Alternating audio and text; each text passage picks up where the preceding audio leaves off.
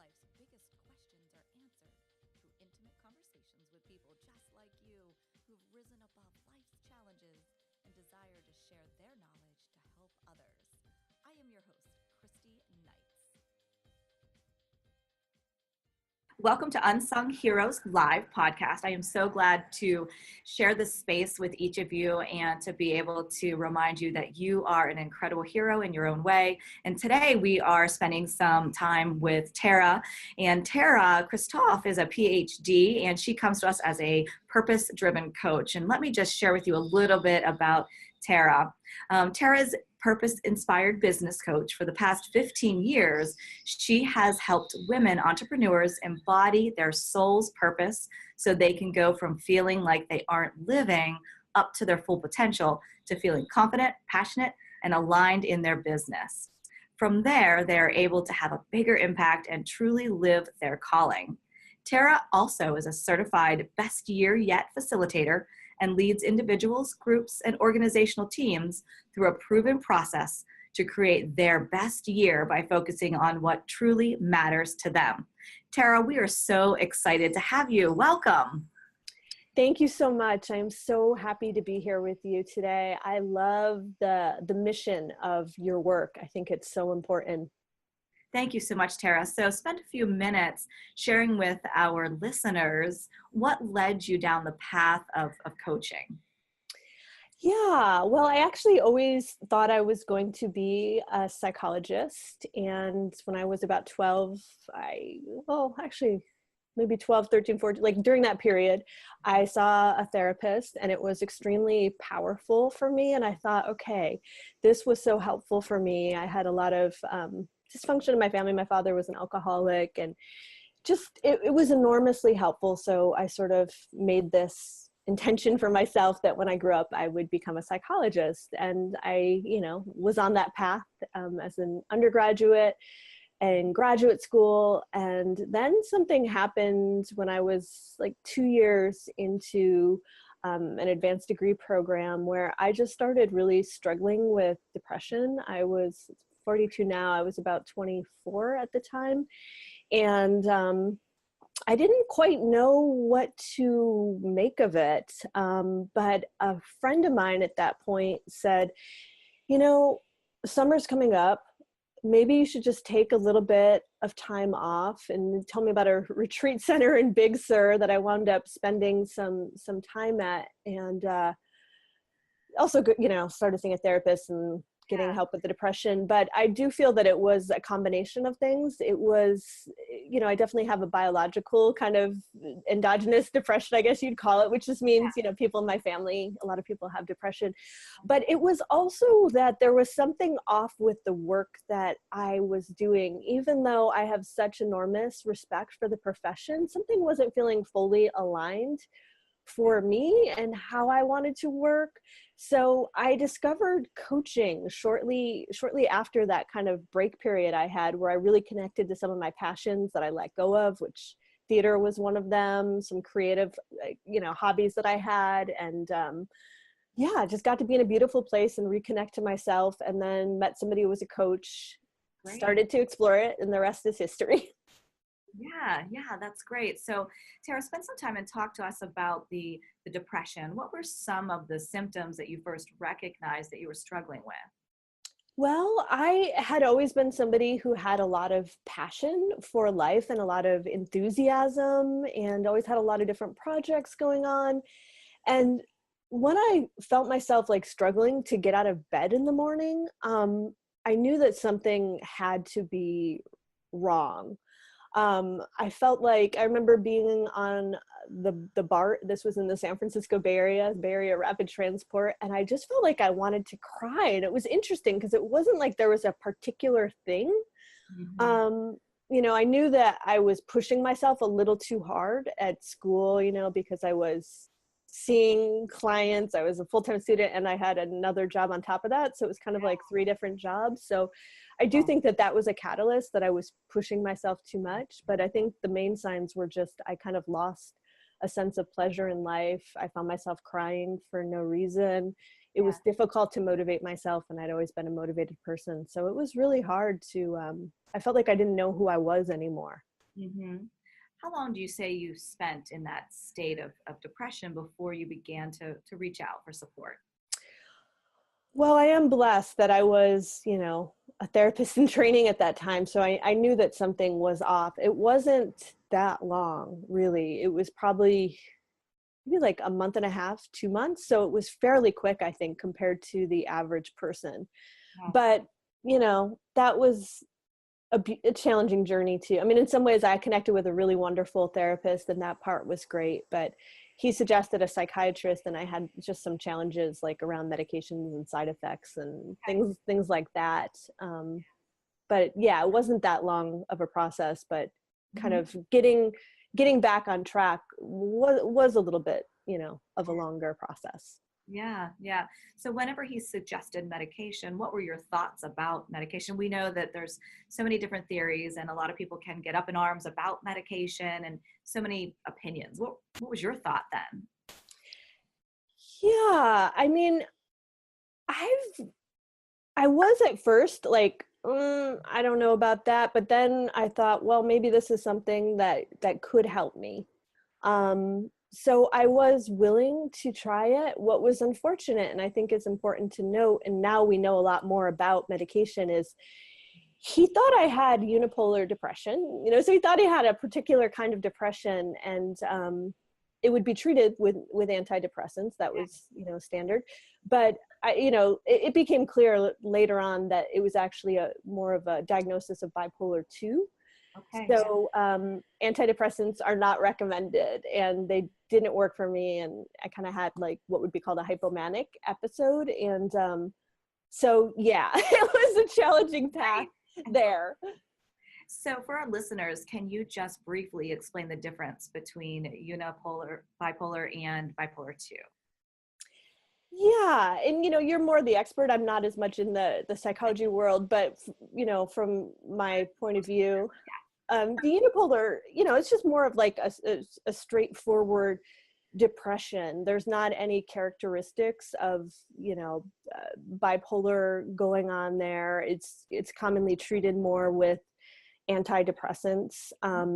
So the bipolar 2, which I recently have even learned more about because I had a bit of a relapse recently, Okay. is I'm seeing it now more, and it's like there's lots of opinions out there, but as a spectrum disorder, meaning that there's a range, and many of us, like I am not somebody who is like presenting in a super classic way with bipolar 2 symptoms. So I think that's why it was hard for this, psychiatrist to see it. I recently read a book called Bipolar Not So Much, and it's written by a psychiatrist, and it's all about this sort of spectrum theory. And the hypomania, I think, would be something that is a distinguishing feature of it. Feeling kind of, I was never somebody who was like out spending, or anything like that. So it was hard to see, but there would be elevated mood, and there would be, honestly, like irritability was a flavor of how it manifested for me. So because it looked different than a lot of the stereotypes we have out there, or it's like An Unquiet Mind, a really powerful book about bipolar 1. I think that there's not as much of an understanding of the complexity of bipolar 2, and it's I mean, I personally am not suicidal, and that wasn't so much my thing, but this is a diagnosis that has like a 20% suicide rate. So it's a very serious one. And I think there's a lot of people out there who are struggling and who are not getting the treatment that they need. Yeah. What are some of the myths you've run up against with bipolar? Well, it's interesting. I actually encountered one recently where somebody made a comment about like the creativity piece. And it is true that bipolar people are more creative than average and more intelligent than average. There's been some research showing that, which is nice. But what I was never like one of those artists or writers who's like up all night. And I had somebody who knew me pretty well who was like, well, I haven't seen that like creative aspect. And I'm like, I'm a very creative person. It just doesn't look like I'm going to be up all night, writing or whatever. So I think that, that's a myth, that it, needs to look a certain way. Yes. what are some other myths about bipolar? Well, I mean, I think there's so many. I mean, I think people, when they hear bipolar, they get scared. They think, you're hearing voices, you've been hospitalized. I've never been hospitalized. I've never heard voices. Bipolar 2 looks quite different than bipolar 1. I've had friends that have definitely suffered from bipolar 1. So I get it. But I think because oftentimes we present as so high functioning, it's like, people are just like, well, really, what's your problem? Or, you'll be okay. You just need to feel the grief of this thing or that thing. And it's like, no, actually I do believe that there is a biochemical aspect to it. And I do also believe that there's other, there's supplements, and I took something called Q96, which for me was enormously helpful. So I think there's a range of ways to treat it. And I think it's really about connecting to our intuition and our soul's guidance on what is the way that we really want to proceed. But I do think it is incredibly important for everybody to educate themselves so that they just know what the range of options are out there. Yes. I really appreciate you talking so candidly about it. And I think that so many people have a difficult time doing that. How did you come to that place where you were able to be so open and vulnerable about the mental health?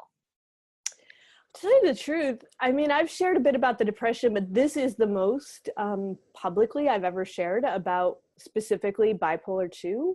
Thank you so much.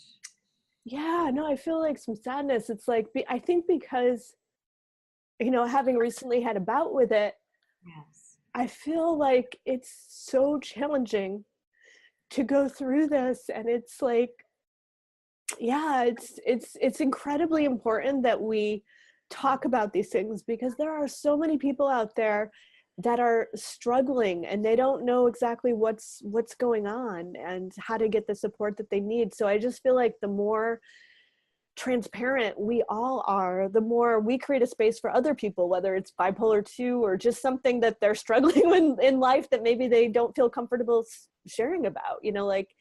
People are more likely to be vulnerable if we are vulnerable. And I feel like even if just one person, listens to this and feels like, gosh, I'm maybe going to get some support for myself or look into some new options, then I feel like, sharing my story was worthwhile.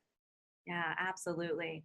And we find that part of the healing that's consistent is the ability to give back and to be able to help others. So, as you were looking for your unique path for healing, and you said most recently you had a bout of depression, what was your path? How did you figure that out? Because so many people with depression or bipolar disorder struggle. They don't know where to go. They don't even know how to begin. Yeah, well, basically, about 2 months ago, I had this huge work project that I'm sure you can, it was a summit. So kind of similar to like what you're doing. And so I think that, and I also I had an extremely intense workload. So I think that like for me, it was just too much. And I think for anybody really with bipolar 2, it's really important to look at how much stress we're putting on our plate and how many projects we're taking on. And is this something that we can energetically sustain? Because I think that was a piece of what made it too much. It was also the holiday time. So like I'd go to holiday parties and I'd drink more wine than usual, which I'm not an alcoholic, but it felt like, I don't know. I kind of feel like now I kind of just can't really drink wine. Like it doesn't work super well for me having stable moods. So it was like, one of those, I forget about there's an expression for it, perfect storm. So it was like the intense workload, the drinking more than usual, I had an end of a marriage last year, so there's just like all these different things that were going on. And also there's a seasonal aspect, I think, because I hadn't been on the East Coast in the wintertime, and I forgot, actually, I grew up on the East Coast and I would get depressed every winter.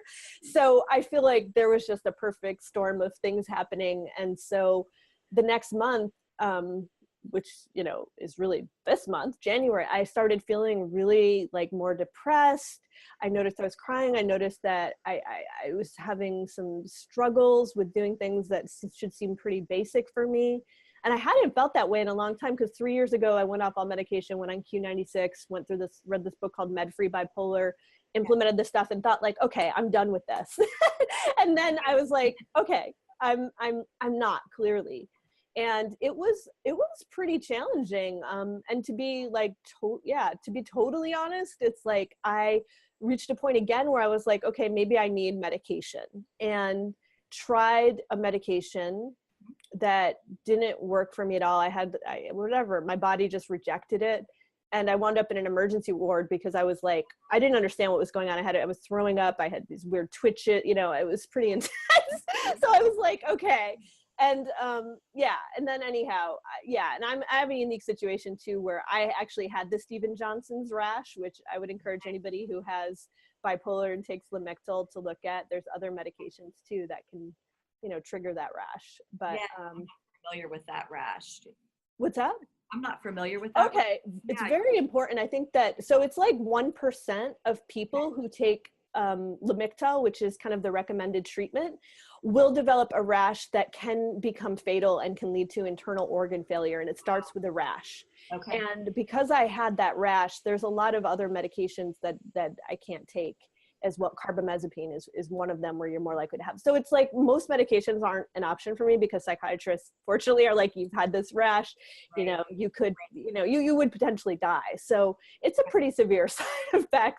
Okay. So I tried lithium and it just didn't work for me. So anyhow, I'm back on the person who prescribed it was like, maybe just stick with your cue, try really changing your lifestyle. So there's a bunch of things I'm implementing that seem to be working. I mean, I'm absolutely feeling so much better.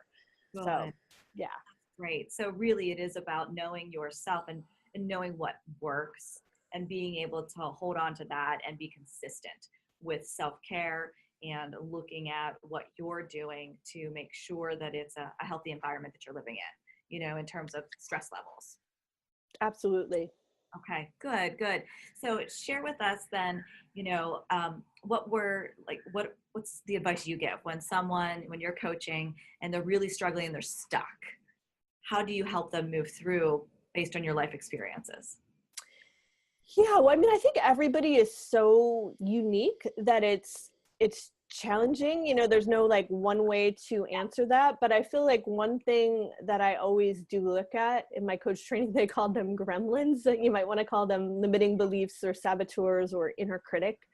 I feel like I work primarily with women, and that is something that you really want to pay attention to, because especially with purpose work, as you move in a direction towards something that really feels like, this is what I want, this feels like a better fit for me, this feels so much more meaningful. Because in addition to entrepreneurial work, I've worked with people too who are just, it's more their career change that they're looking at. But either way, it's going to bring up fears, because anytime you step outside of your comfort zone, there's going to be that voice that appears, it might be saying, do you really deserve this? Or who are you to do this? Or this isn't possible. It's possible for other people, but it's not possible for you. So I feel like working with the inner critic is so important, because we don't want to sabotage ourselves as we move in the direction of our dreams. Yes. What do you see as one of the most common gremlins that you work with in women? Yeah, well, this has been one in my life, and it comes up for a lot of women I work with, and that's perfectionism.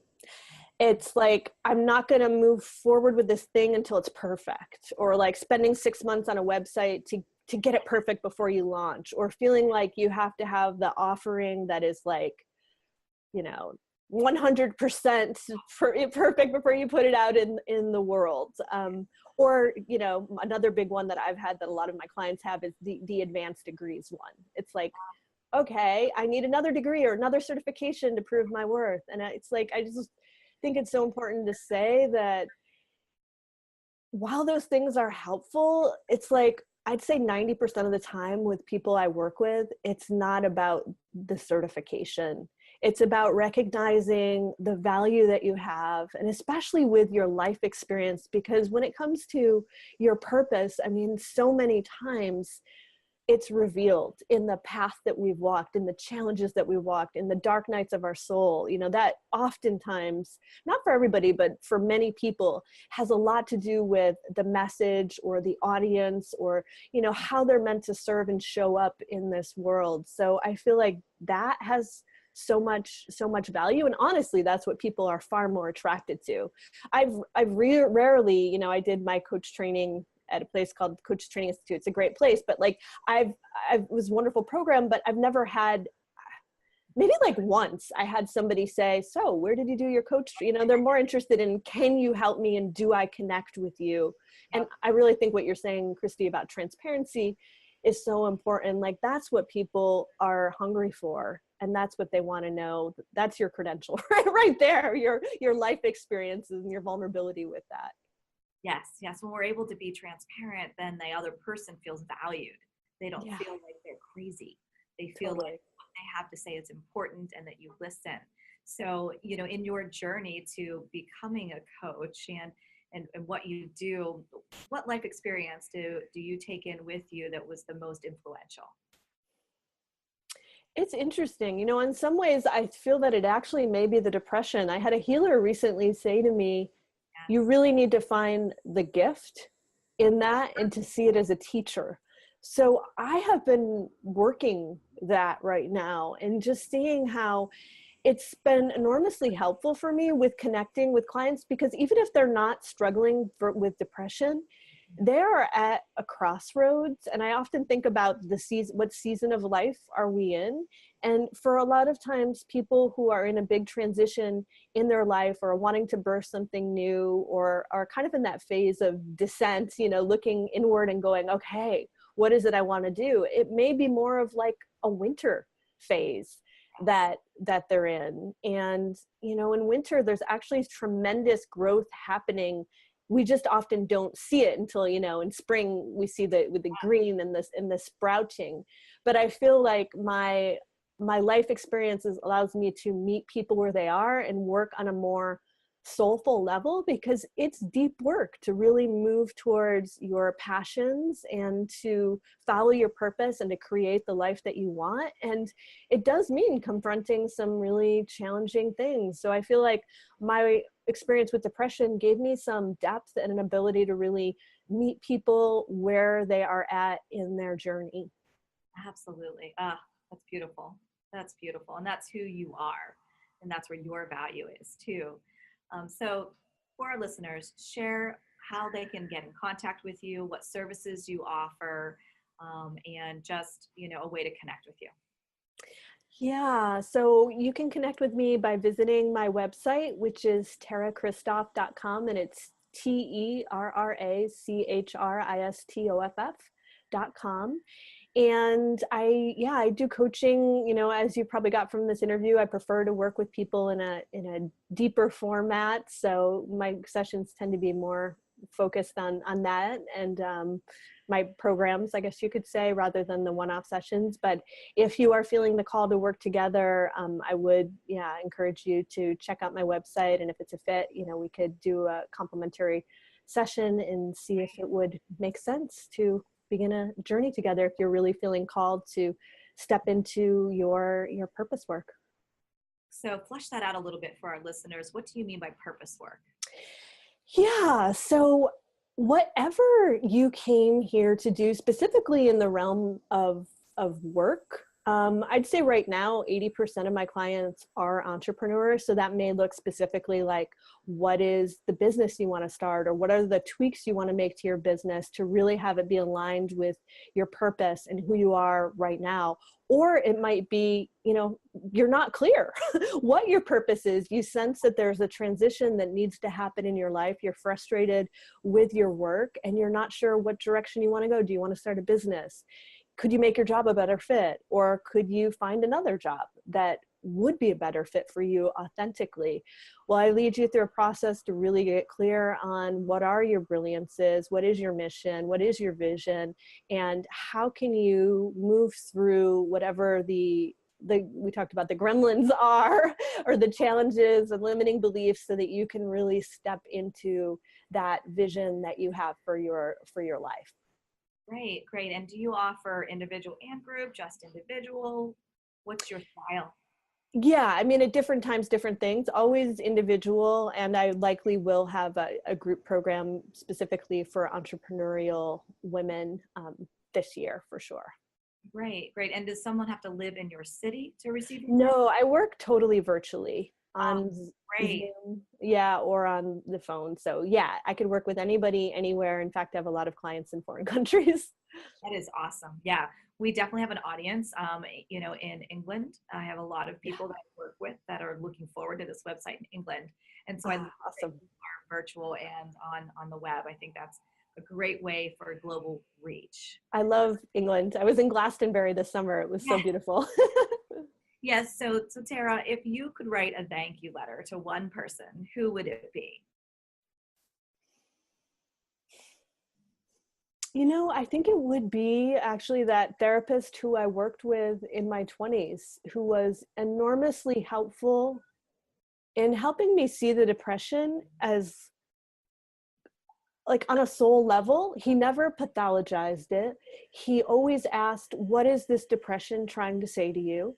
He was open to, empowering me, like whether I wanted to do medication or not. He was sort of agnostic about that, but he was really committed to supporting me in whatever choice I was, and knowing that I had a champion, someone on my team who really was committed to walking with me in this challenging period of my life. And I think just knowing that, having that kind of support has really stayed with me. And I think that that's part of why, the work I do, I like going deep with Yeah. people. And that's incredibly important with me, that I work with a small number of clients, and I like it that way, because I'd rather go deep with people than to have a lot of clients and, not Right. be able to track things as closely as I would like. I like to really know my clients intimately.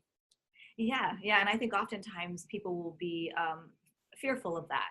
When they say, "Well, we're going to be going deep, we're going to be going into the trenches," and people get a little standoffish. But I think what most realize is once you go deep, that's where the true healing is, and that's truly where you begin to achieve all the goals of your desire, because there's something down there that isn't released that needs to be released in order to move forward. So, putting a band-aid on it, doing these quick fixes, they just don't truly last. They're not sustaining. Where it's the deep work, where we get in truly to the core of it, and we're vulnerable and real with ourselves, that there is great success, and it's long-term. I so agree. That's where the gold is. Absolutely. Yes. Well, Tara, thank you so much for your time. I really appreciate it. And Thank you. I know that, gosh, your honesty and your transparency today is going to change lives. So thank you for being able to give back and be real with us, and being the unsung hero that we know that you are. Thank you, Christy. This was a wonderful conversation. I so appreciate your work in the world. Thank you so much. Have a great day. Bye-bye. Bye. Thank you for joining this episode of Unsung Heroes Live. Each week, we highlight a hero that has created a life of joy and peace despite the challenges. Through their transparency, life's biggest questions are answered. For additional resources and community support, go to www.christyknights.com. Until next time, I'm your host, Christy Knights. Be real, be raw, just be the hero that you are.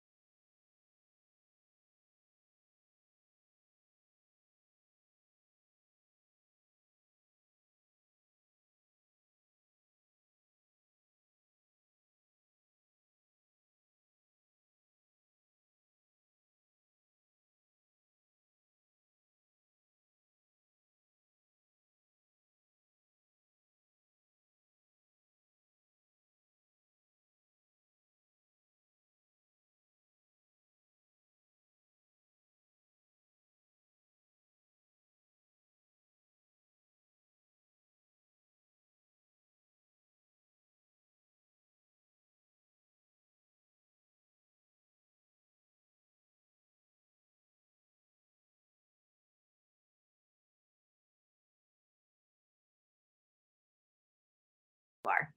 Thank you, Christy. This was a wonderful conversation, and I so appreciate your work in the world. Thank you so much. Have a great day. Bye-bye. Bye.